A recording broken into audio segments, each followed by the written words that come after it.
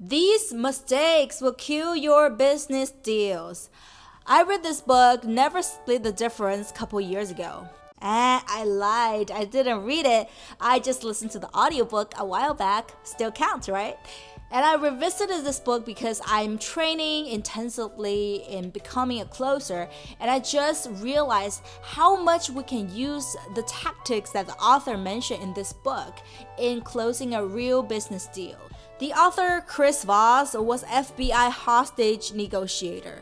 He's not a business guy, but I believe we all have a thing or two to learn from him on negotiating, right? The author of Never Split the Difference believed in building a rapport with a counterpart before getting into the negotiation. And the key to build a rapport is to get more information from the counterpart. What is building a rapport? If I Google it, it said building a rapport is a process of developing that connection with your counterpart in terms of negotiation. In terms of business, is building the connection with your potential buyers. Only that you will understand what is his or her needs and give an offer that meets the needs. Disclaimer here, the mistakes here are not all mentioned in the book. Some of them are in the book, but I came up with some others by myself from my own experience as a buyer, as a closer, and other resources online, YouTube videos. The solution I provided here is based on the tactics provided in the book Never Split the Difference. So pay attention to that part. Mistake number 1. Object immediately when you hear an unfair offer. When you hear an unfair offer, what is your first reaction? For example, you're selling a course on how to communicate efficiently with your boss, and you get a call from a potential buyer wanting to buy your course, and he asks you, how much? You ask for $500. How about 30? You say, no. We ain't selling course for $30, and he hang up with no deal. Well, it's a he, but I did woman's voice for some reason. Understand that you got insulted by a $30 offer, but if you're really interested in selling this course to the buyer and your buyer wants it, it's not gonna go anywhere after a hard no from you. Chris Voss, the author, suggested to use calibrated questions. Calibrated questions are open-ended questions, start with how and what, to make your counterpart think on your side. By using calibrated questions, you can expose your obstacles and ask for help from your counterpart when the offer is unfair. Yep, you heard it right. And how do you do that? Simply tell the potential buyer, I really want to help you to create result by being available to answer your questions one-on-one. How am I supposed to do that with charging only $30? Because you mentioned your problem about the deal, you will come together to solve this problem instead of standing against each other. When you give a hard no, you are on a fighting position, and it's harder to get a deal with that fighting position. There's another tactic mentioned in the book, which is called mirroring. Mirroring is one of the favorite tactics used by many top negotiators, so you must know about this. In this case, mirroring is simply just repeating what the potential buyer just said without adding opinion.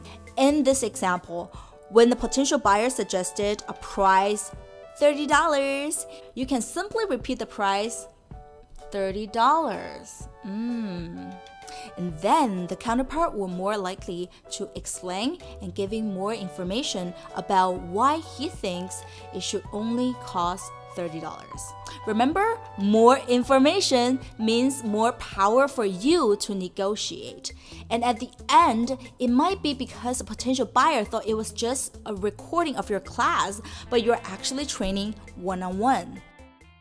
Mistake number 2, guessing the reasons of your counterpart's rejection. Same example above, you offer a course for $500 and the potential buyer told you, too much.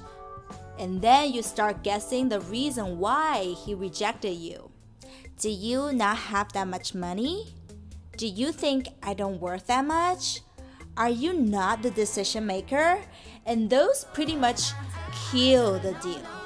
In this case, you can use the same tactic mirroring that I mentioned in the point above. You can ask, what do you mean by too much? This response will guide him to reveal more of the reason why.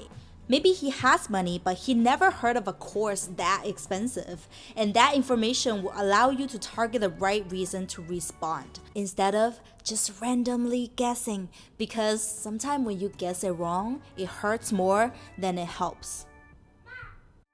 The third mistake people make while closing a business deal is rephrasing what the counterpart just said, starting with the phrase, "so you're saying." Insert your understanding here. It is great that you want to make sure you understand what the other person just talked about by rephrasing. But this phrase puts you in the attack mode, and your counterpart will feel trapped and cornered by your assumptions. So he will get into a defensive mode because you are implying that what you understand is exactly what he meant.